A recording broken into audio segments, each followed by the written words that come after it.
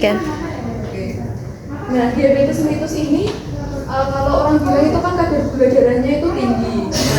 Ini merupakan suatu penyakit akibat gangguan metabolisme kronis di mana banyak penyebab yang dapat menyebabkan diabetes ini.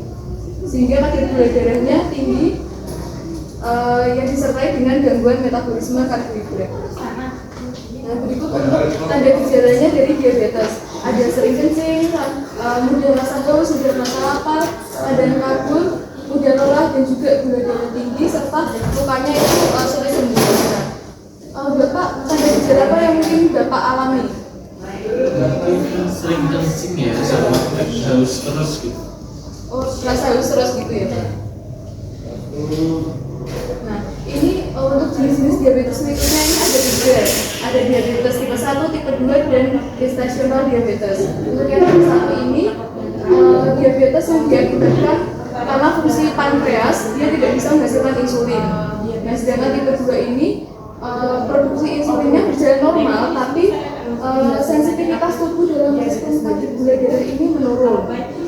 Untuk yang gestasional diabetes ini adalah diabetes yang umumnya bersifat sementara dan biasanya menyerang pada ibu hamil dan akan sembuh sendirinya setelah melahirkan. Seperti itu. Nah, sebenarnya untuk penyebab diabetes mellitus ini ada beberapa, seperti faktor keturunan, mungkin jika memiliki anggota keluarga yang memiliki komorbid atau riwayat diabetes itu bisa menjadi penyebabnya. Kemudian usia lebih dari 40 tahun, obesitas, gaya hidup yang kurang sehat, serta kurangnya aktivitas dan juga olahraga.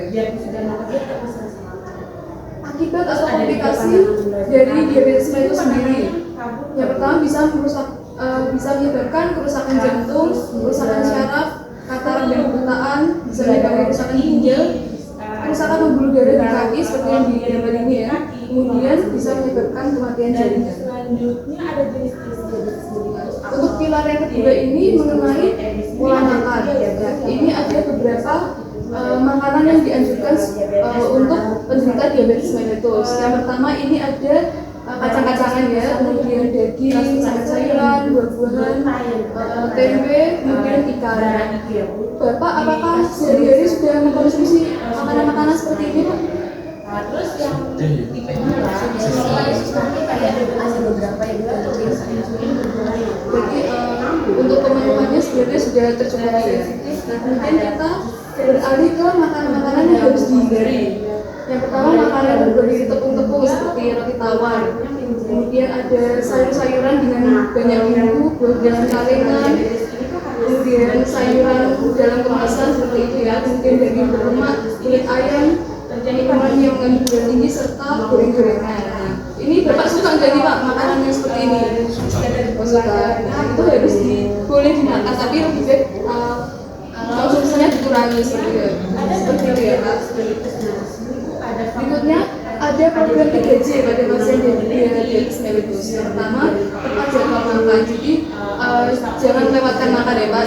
Makannya tepat waktu, sarapan, makan siang, makan malam, dan juga bisa diselingi dengan snack seperti itu. Yang pastinya snacknya saya seperti buah-buahan. Kemudian tepat jenis bahan makanan ini bisa milih bahan makanan yang tepat agar dapat membiasakan penderita diabetes ini mengkonsumsi makanan yang beraneka ragam. Jadi makanannya jangan yang itu aja gitu. Yang pasti makanannya yang makanan sehat, jangan yang makanan kaleng seperti itu. Nah, berikutnya pilar yang ketiga ini adalah latihan fisik atau olahraga yang bisa dilakukan untuk pasien DF seperti aerobik, jalan kaki, jogging, sepeda, senam, dan berenang. Nah, ini Bapak nih sehari-harinya suka nggak Pak untuk olahraga terus jalan kaki seperti itu? Mungkin kalau jalan kaki Ya. Berikutnya untuk aktivitas yang tidak boleh dilakukan oleh pasien diabetes mellitus seperti menonton TV, menggunakan internet dalam waktu lama, serta main game. Nah, sebenarnya bukannya tidak boleh, tapi hanya saja dikurangi. Jadi harus lebih banyak untuk meningkatkan aktivitas fisik seperti itu. Yang pilar keempat ini adalah farmakologi terkait dengan obat-obatan. Jadi obat-obatan yang terkait dengan pasien diabetes mellitus ini juga insulin dan juga obat oral. Kalau insulin ini diperuntukkan untuk penderita diabetes tipe 1. Jadi biasanya disuntikan insulin minimal 2 kali sehari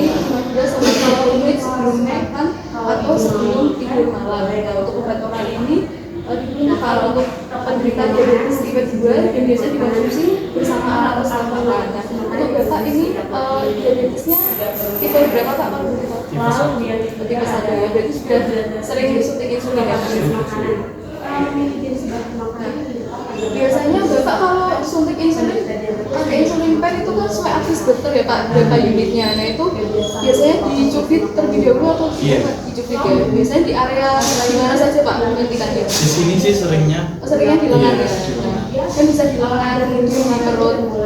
Itu areanya kalau bisa di apa namanya ganti-ganti Pak, bisa misalkan kiri disuntik mungkin di lengan kanan atau perut juga bisa. Kemudian perlu juga dilakukan monitor kadar gula darah.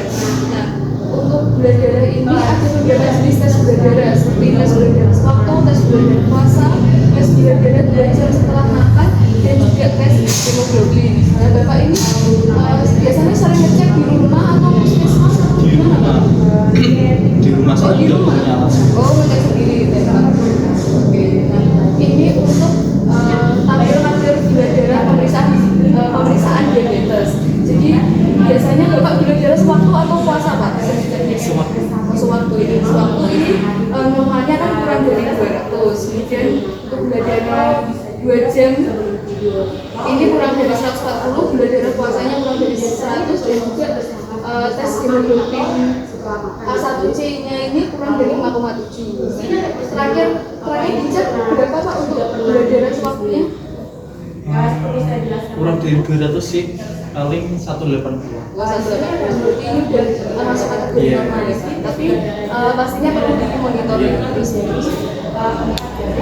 Nah, untuk gula darah ini biasanya sendiri atau dibantu sama ibunya? Biasanya saya bantu. Iya. Oh, dibantu ya. Oke, berarti sudah tahu ya untuk cara pengajarannya.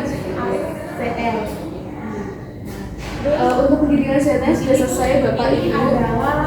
Mungkin ada yang ditanyakan atau masih dibingungkan? Oh, ini sus, kan saya punya badan kambing loh, kan kambing ketawa.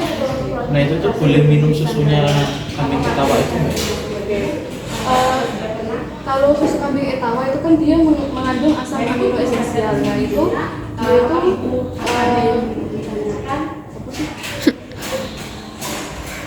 itu nanti apa ya oleh soalnya jadi membantu.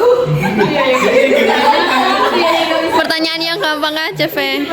Boleh, soalnya dia mengandung asam amino esensial yang baik untuk Mengontrol kadar gula dalam darah. iya. Oh, Radiri ki iso ngapake itu coba. Bos ya, berarti gue. Oke, baik untuk susu kambing etawa dia ini kan mengandung asam amino esensial yang pasti ini baik untuk penderita diabetes karena dia dapat menurunkan insulin dalam tubuh sehingga baik untuk mengontrol gula darah gitu. Apakah ada yang ingin ditanyakan lagi Pak? Oh gitu, saya boleh bertanya pada Bapak dan Ibu ya untuk pemahaman. Tadi sudah dijelaskan makanan yang boleh dan tidak boleh dikonsumsi bagi penderita diabetes mellitus. Nah itu bisa disebutkan untuk makanan yang boleh dikonsumsi terlebih dahulu. Tadi kacang-kacangan, sayur, terus ada daging, ikan, terus apa lagi? Dia buah-buahan. Sudah benar ya. Dan untuk yang perlu dihindari minuman atau makanan yang banyak mengandung gula, terus apa tadi? Roti tawar, terus es krim mungkin, terus apa lagi? Kalau nasi itu boleh. Nah, kalau nasi itu boleh tapi direkomendasikannya nasi merah karena dia yang kandungan gulanya itu lebih rendah dibandingkan dengan nasi putih gitu. Mungkin ada yang ingin ditanya lagi? Masih diinginkan? Oke ya sudah. Nah ini ada leaflet bisa dibaca-baca di rumah. Makasih ya. Ya, bisa mengingatkan kembali mengenai apa materi yang sudah saya jelaskan tadi. Untuk ya, mungkin begitu Bapak dan Ibu. Begitu saya permisi dulu, nanti saya akan antarkan ke ruangan ya. Terima kasih.